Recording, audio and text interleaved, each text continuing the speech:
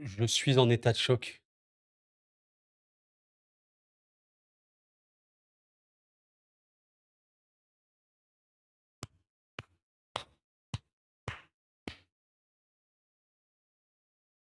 On aime le football, on est d'accord, les gars.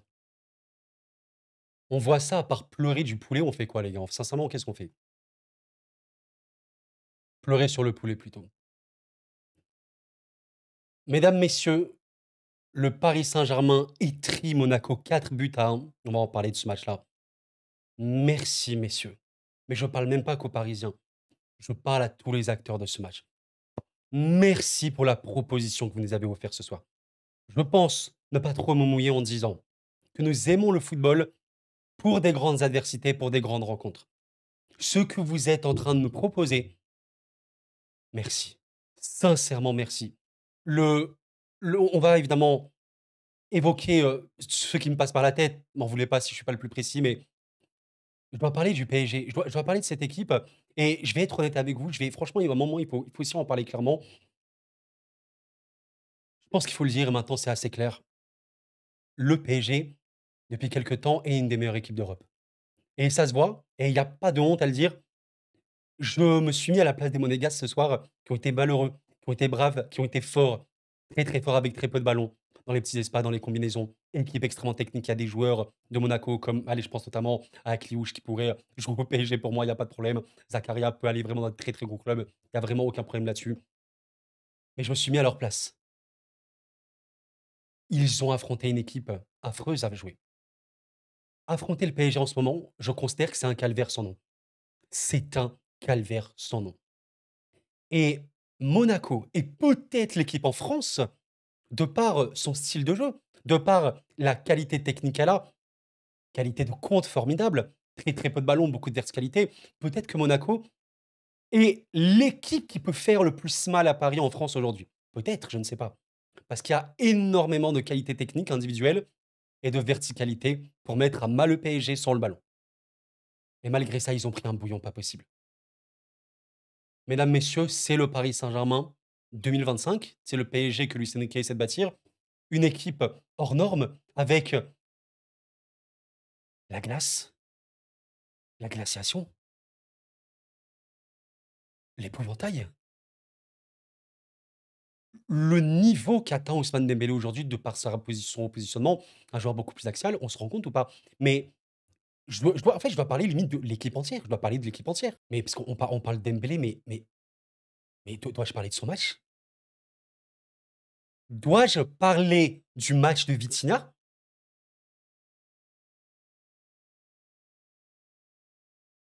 Question, c'est qui Neves, en fait? Qui est João Neves? On peut me l'expliquer autour d'un café caféiné, s'il vous plaît? On peut faire un petit café et discuter de qui est João Neves, s'il vous plaît?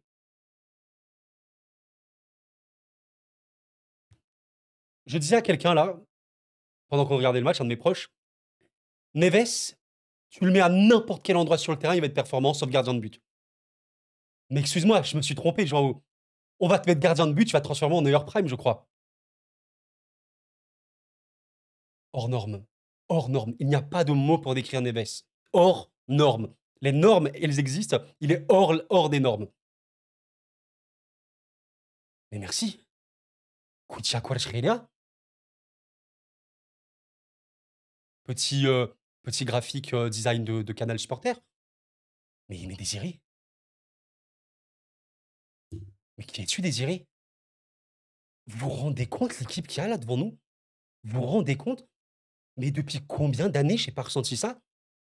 Depuis combien d'années j'ai pas senti une équipe ultra puissante, et une équipe qui est aussi jeune? Et j'ai des frissons en vous en parler, les gars.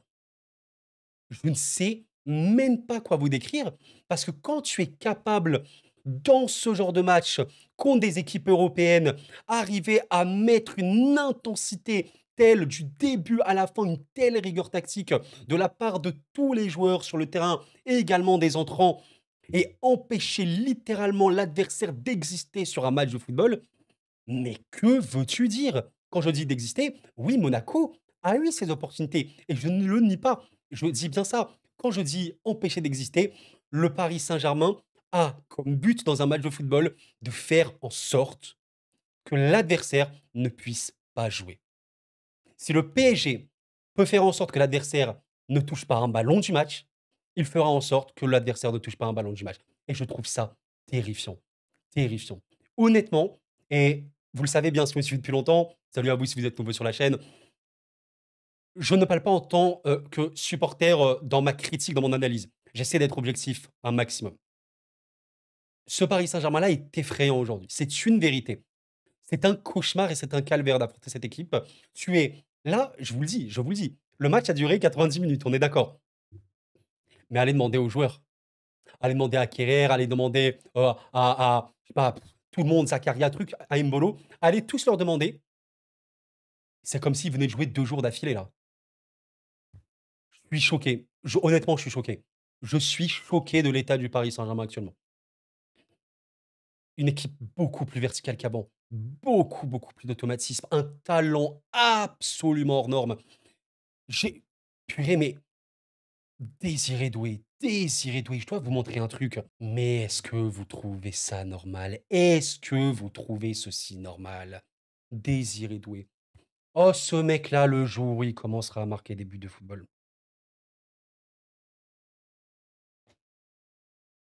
Monaco, 0 dribble réussi en première période. Désiré Doué, 6.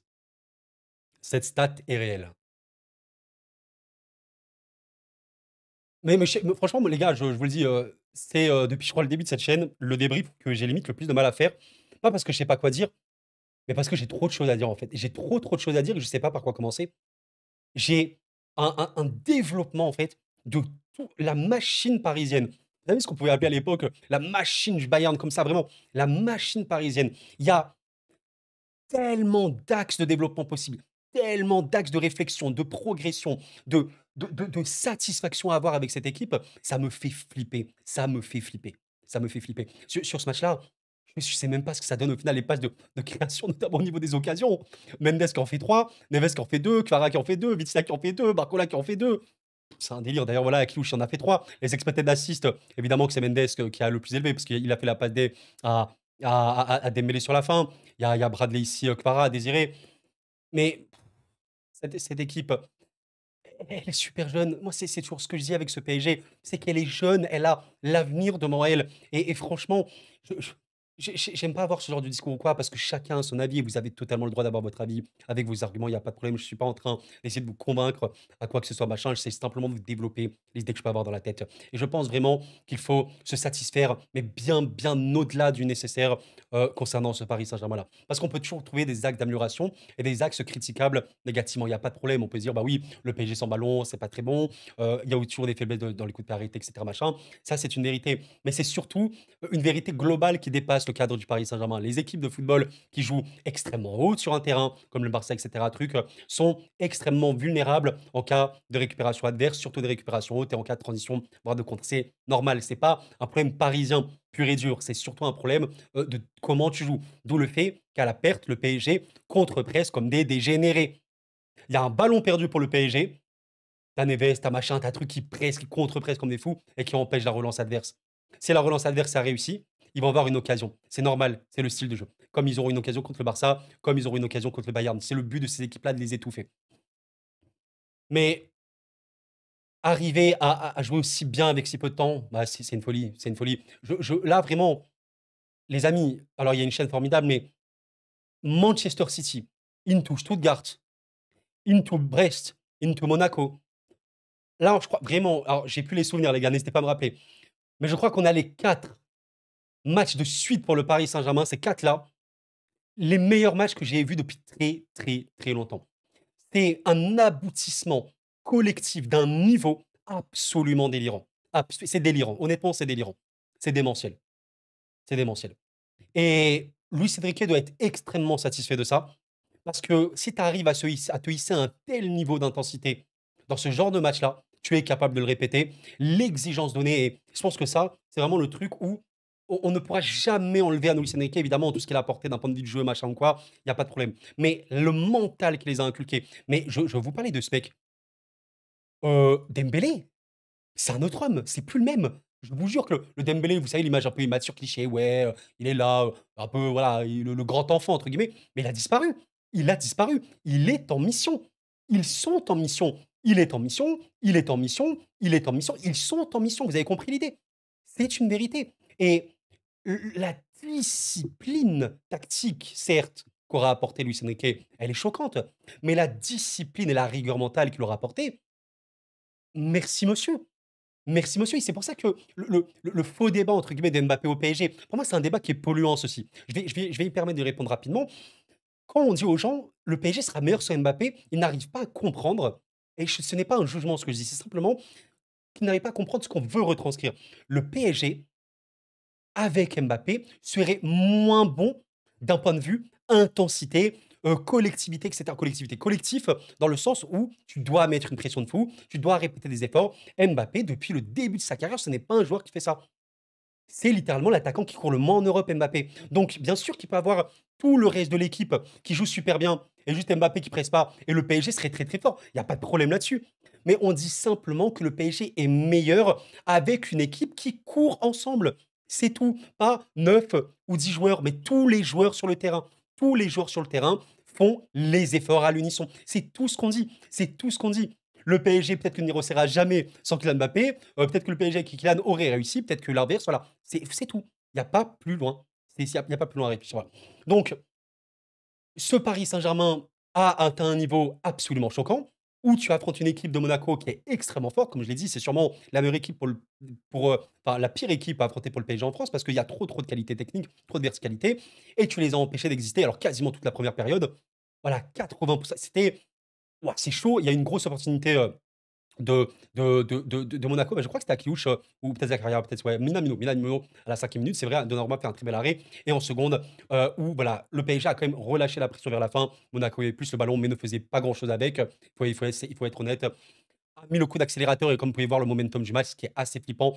Plus vous avez la barre élevée pour votre club, plus ça veut dire que vous avez été dangereux. Bah, regardez un petit peu. Voilà, les pics parisiens, ils sont énormes. Il y a vraiment des gros, gros, gros pics parisiens, avec quelques petits pics quand même monégasques qui prouvent quand même une vraie, vraie qualité offensive. C'est l'équipe en Ligue 1 facilement, hein, après le PSG qui génère le plus d'occasions. De toute façon, considérez une chose, dans toutes les statistiques, je m'y connais quand même, parce que voilà, je regarde beaucoup ça. Dans toute la data en Ligue 1 qui concerne le pressing, les récupérations hautes, les courses, les appels, les occasions créées, les buts marqués, etc. Hors PSG, c'est Monaco qui est premier du gain de loin, et vraiment de loin. C'est une équipe européenne. Encore une fois, je suis ému. Les gars, je suis en état de choc. Je suis en état de choc. J'ai même enlevé mes lunettes. Je vais les remettre quand même parce que voilà, mes yeux vont se fumer. C'est magnifique. C'est réellement, absolument et strictement magnifique. Et franchement, vous savez, ce qui est le plus symptomatique et ce qui est le plus fou de cette révolution parisienne, parce qu'on peut appeler ça une révolution, c'est la métamorphose d'Ousmane Dembélé. Comment elle s'explique? Elle s'explique avec des arguments crédibles et factuels. C'est pas simplement, ouais, Dembélé, il y a eu un déclic dans la tête, il est plus fort au football. C'est pas ça. Bien sûr que dans la tête, ça joue. Mais disons que le joueur aujourd'hui qui qu'est Ousmane Dembélé, avec son nouveau rôle, c'est un rôle réel qu'il a, être le finisseur parisien. Le Paris Saint-Germain, et c'est vraiment un truc qu'on essaie de répéter, pas que moi, beaucoup les créateurs de contenu en général, du fait que le Paris Saint-Germain, c'est pas qu'ils ont besoin d'un neuf à proprement parler, un neuf de métier, mais plutôt d'un joueur qui joue comme un neuf.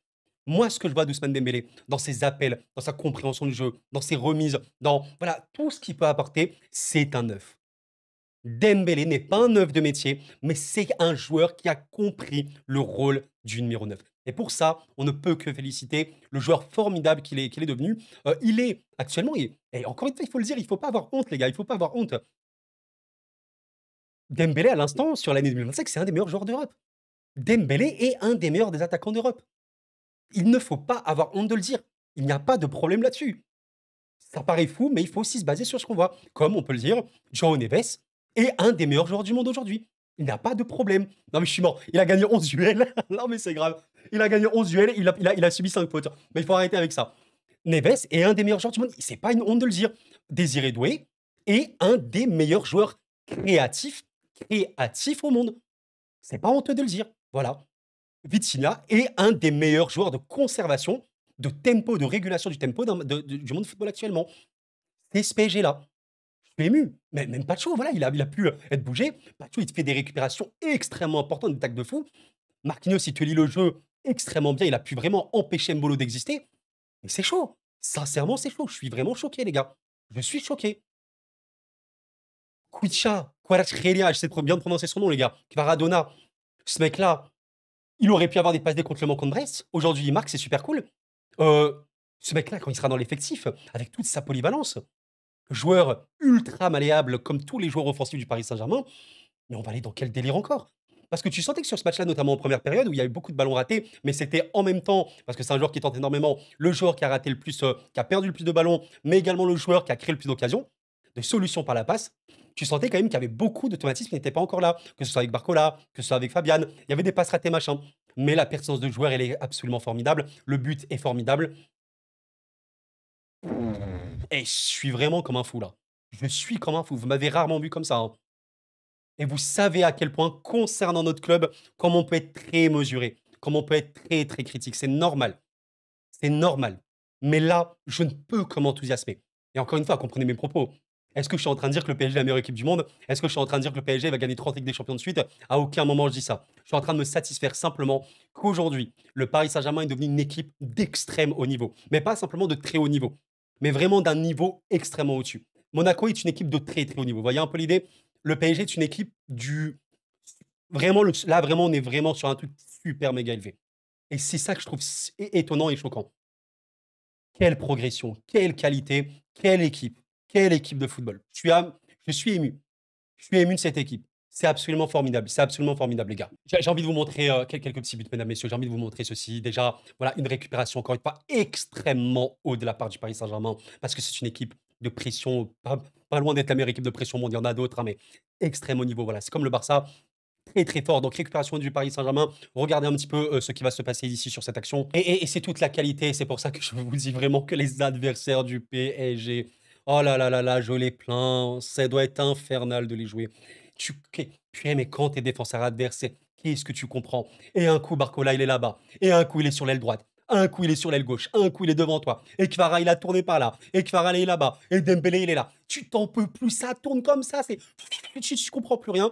Dembélé, regardez, Barcola dans le demi-espace gauche. Après la récupération très très haute du Paris Saint-Germain, il me semble par Vitinha, la passe est millimétrée. Quadrillé pour Kvaratskhelia, Kvara, axial, ben oui, normal, voilà, polyvalence parisienne. Kvara est largement, largement plus qu'un simple ailier de football. Kvara aura donc la réception du ballon parfaitement, parfaitement. Alors, j'ai beaucoup trop avancé, malheureusement. Le ballon est contrôlé d'une manière absolument parfaite par Kvara. Dembélé, d'ailleurs, ici, pour proposer une solution, ce qui est intéressant, c'est que Dembélé est toujours dans cette optique d'être un joueur, maintenant, avant-centre, on va dire, un joueur qui est présent dans la surface et beaucoup, beaucoup plus dangereux.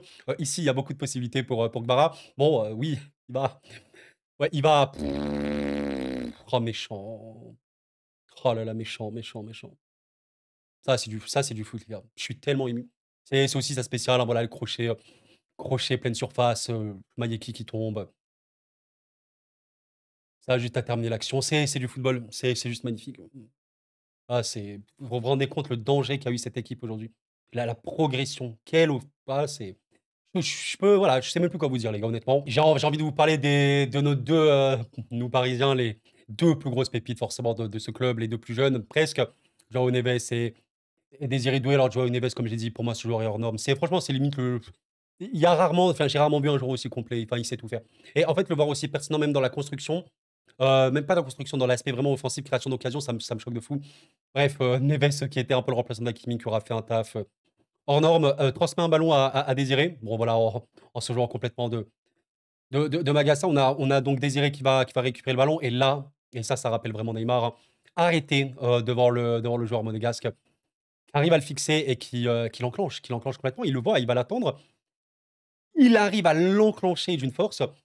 C'est fou comment Désiré me rappelle Neymar. Et quand je dis Neymar, comprenons bien ce que je dis. Je suis pas en train de dire il a le talent de Neymar.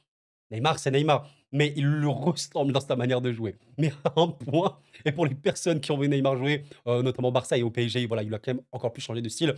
Il ressemble réellement à Neymar da Silva Santos Junior. Et le match de Désiré fut choquant, hein, il y a littéralement aucun terme. Encore une fois, j'ai envie de vous montrer ce but-là d'Ousmane, hein, quel genre en triangle absolument magnifique entre Joao Neves, Désiré Doué et Ousmane Dembélé, surtout l'une 2 entre les deux. Donc là, voilà, Monaco qui essaie tant bien que mal de tenir les offensives parisiennes. Et voilà ce qui a énormément changé vis-à-vis du PSG, du début de saison et celui de maintenant. Beaucoup plus d'automatisme et beaucoup plus de prise de risque. Le football, c'est aussi une prise de risque. Trouver des passes entre les lignes, les intervalles, bien se mettre entre les joueurs, comme l'a désiré, qui est entre les trois joueurs monégasques. Ce qui est super intéressant ici, c'est que vous avez. Alors, je suis encore une fois un petit peu passé trop vite. En fait, c'est le football. Cette action représente le football. Vous avez Neves qui va passer à Dembélé. Dembélé sans réfléchir. Sans réfléchir. Parce qu'il voit son coéquipier ici. On voit d'ailleurs que le Monégasque est en train de dire, je sais pas trop c'est qui là, de ressortir un petit peu sur Désiré. Il y a Dembélé qui, en première intention, va passer à l'intérieur pour Désiré. Ça, c'est le football.